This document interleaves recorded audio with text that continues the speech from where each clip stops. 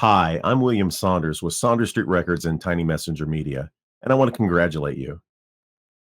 The mere fact that you're looking at this means that you are not satisfied with the results you've had, and you're looking to make 2026 better than 2025 or the years past. And I'm here to tell you, you can certainly make that happen. One of the things that's highly overlooked by artists and musicians is the concept of strategic planning. Now, I know. Anytime you use the word plan, it has a negative connotation. It implies constraint and formulaic and not emphasizing the things that you really want to do, which is create. And that is a big piece of it. You cannot make it to where you're wanting to go with all that creation. However, there is a method to this madness, and there is a way to kind of ensure and underwrite that progress. And I'm here to show you how that's done through strategic planning. Although I say that this is for musical artists, this really could apply to any artist that's out there. You create and you want to make next year a very, very successful year. As I said, creative people often feel that planning is more restrictive than empowering, but it's actually the opposite of that. Here's the reality: many artists drift from project to project without direction. Months pass, new songs, new pieces, but no progress toward their long term dreams. The world changes fast. Platforms, audiences, technology, and funding all shift. And I'm here to tell you, if you chase those things only, you're missing opportunities galore. Without a plan, it's easy to lose momentum. With a plan, you have a North Star, something to steer toward when distractions and doubt appear. What we're talking about is building your 2026 artistic roadmap. This is a way to turn creativity into sustainable progress. Here's the reality, folks. You only have 365 chances to move your dream forward by this time next year. Make them all count. I really want to hit on this. This is why planning matters. Talent alone isn't enough. Direction multiplies potential. A plan helps transform passion into progress. 2026 will be full of opportunities. Are you ready to capture them? Dreams need structure to become real. That is a hard fact. Here's the artist's reality: many creatives move from project to project without a clear goal. Momentum fades when direction is missing. Without a plan, it's easy to drift. Where do you want your art to take you in 2026? Folks, here's the promise of a plan: it gives you clarity in your creative path, it focuses your energy and resources, it transforms ideas into achievable milestones, it keeps you accountable and inspired. Here's the mindset you need for 2026. You have 365 opportunities to make progress. Small daily actions create big artistic leaps. Planning isn't confinement, it's empowerment. Step one is vision, your headline moment. What does success look like a year from now? How would you define it? Define your headline story for 2026. Imagine your proudest artistic moment. Step two, your mission. This is your why. Why do you create? What drives you?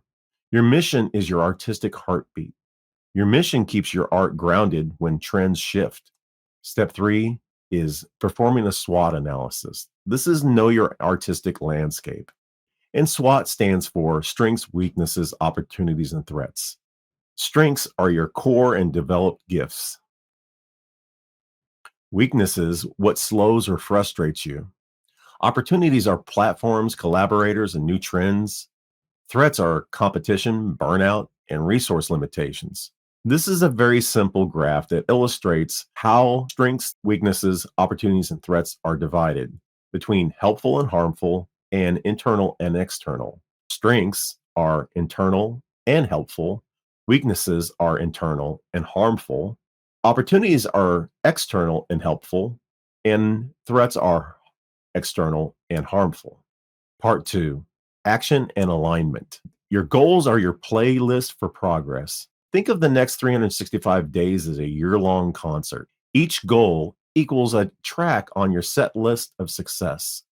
There are three different types of goal setting: minimal, basic, and comprehensive. And for the illustrations of this, I'm going to be mostly focused on minimal, the bare basics of what you need to do in order to have a plan. So let's talk a little bit more about goal setting. Like I said, there are three different levels of goal setting, and I'm going to kind of show you the difference between all of them. Entry level is really to do the very minimum in this goal setting piece, which really boils down to doing 3 to 5 goals and ensuring they are SMART. And this is an acronym, and it means specific, measurable, achievable, relevant, and time based. And I'm going to break that down just a little bit for you before we move forward. I'm going to give you an example of specific. Specific means that it's not a vague goal. In other words, I could say, I want to have a hit record in 2026. Pretty vague. However, if I say, I want to have 100,000 views of this video on YouTube, that is a very specific goal. And it's measurable. I can tell whether or not I achieved it. It is achievable because I've done it before. And it's relevant because that helps grow my channel, and it's time based. I want to have this in 2026. Or I can say that I want it in the next 3 months. Now let's talk about these minimum goals. So all you're doing really is setting 3 to 5 goals. And the pros of this is you can accomplish this by yourself. It's a pretty quick exercise. The cons are that it's a higher risk of failure and it's pretty inflexible. The next level is to do the basic. And this is what I would recommend for everybody to do really at the minimum, because even though you can just do the bare bone minimum, it's not really a good plan. Could work, but you're going to increase your likelihood of success the further you go down this line. In basic, you're going to set 3 to 5 goals. They're going to be SMART. You're going to establish dependencies, and you're also going to segment these goals into various categories. The pros are you have a greater success probability and it covers more bases. The cons are it's hard to accomplish without input. It's only as good as what goes into it. And the last is comprehensive. Comprehensive is really what I would recommend everybody try to achieve in this. But it's really hard to do this level of planning. You're still doing 3 to 5 goals, still SMART. You're going to establish subcategories. You're going to establish dependencies. You're going to establish contingencies, and you're going to create goal statements for each one of these. Here's the pros. It's the highest level of success probability. You should feel highly confident in a plan that goes to this level, and it's pretty flexible. The cons are the time commitment for this is high. And I strongly, strongly recommend that you find somebody who's done this before who can facilitate the process for you. Strategies. Strategies are how you navigate this entire thing. You can look at them as maybe as your chord progressions for a particular song. These are how you intend to navigate achieving these goals. Strategies are also the creative approaches that connect your goals. Strategies allow you to build collaborations, expand presence, apply for grants, etc. Strategies turn dreams into movement. Step 6. This is building your action plan. Think of your action plan as your set list. You start by breaking your big strategies into small steps. You're going to build a weekly and daily rhythm. Every action should move you closer to your goals. Here's the reality. Everything you do is going to move you closer to your goals or further away from your goals. Step 7, tracking and reflection. This is your weekly sound check. You should review progress regularly. Celebrate your wins and refine weak spots. This gives you an opportunity to adjust the mix. Creativity thrives on feedback. Part 3, living your plan. This is important. I want you to understand the pitfalls at the outset of doing this. The good news is you're taking huge steps at making your next 365 days your best so far. The bad news is if this was easy, everybody would do it. I want to be upfront and honest about that. This is not easy at all. The majority, 60 to 90% of all strategic plans fail, not because the planning was bad, but rather because the execution falters. Roughly 2 out of 3 well crafted strategies fail at the execution phase. The biggest culprits: poor communication, lack of clarity and accountability, weak resource allocation, and treating the plan like a static document. Now, this really applies to corporations and organizations that do this. As an individual, you really have most of this clearly on your shoulders to follow through and do these things. So it makes it more difficult because unless you have a team that's really doing this on your behalf, it's up to you. This really boils down to habit formation. Building small, consistent, manageable routines can make or break execution. I'm here to tell you this is the secret to success: changing habits, forming good ones, and losing bad ones.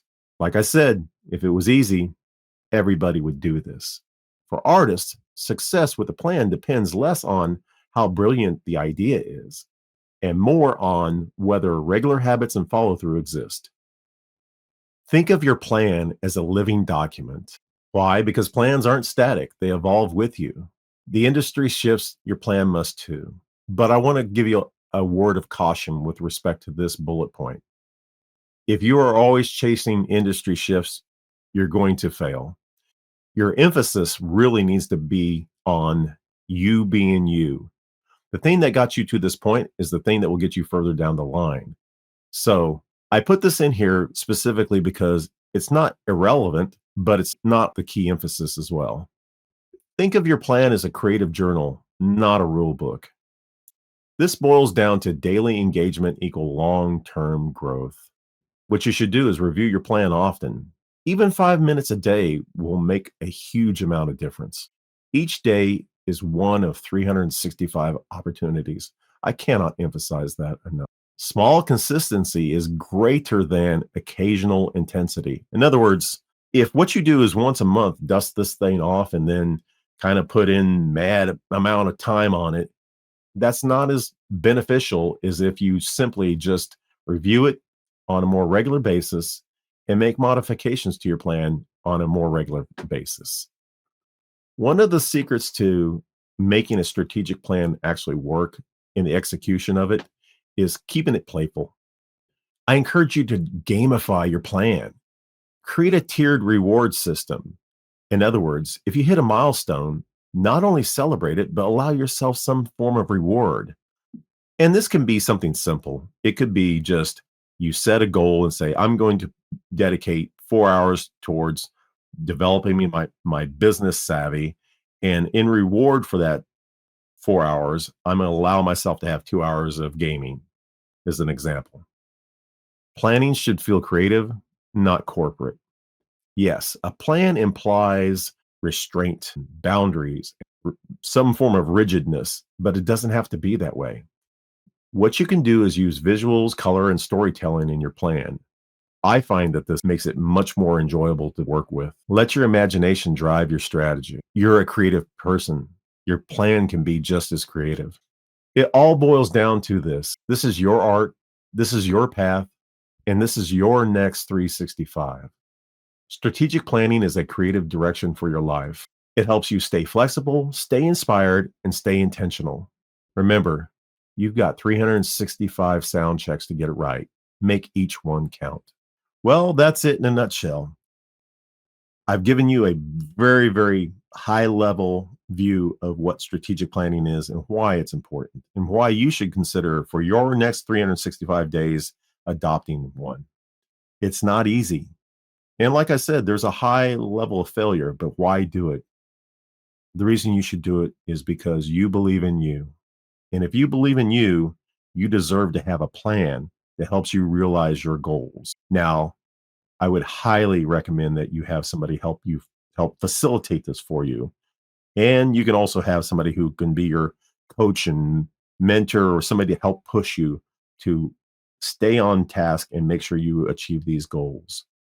I'm here for you if you need help with this. This is something I offer as a service for people. So Check out tinymessengermedia.com for more information. And like I said, good luck and make your next 365 count. I'm pulling for you. Have a great day.